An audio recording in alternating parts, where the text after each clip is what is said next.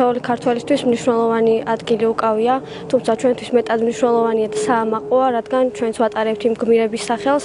ჩვენც იუნკერები გვქვია, რომლებმაც ჩვენი ქვეყნისთვის თავი გასწირეს და დღეს სიმბოლურად მათი ხსოვნის საპატივცემულოდ გვექნება გარბენი 1921 მეტრი და ვთვლი, რომ ეს დღე და ზოგადად იუნკერები ჩვენთვის იმდენად საამაყონი არიან, რომ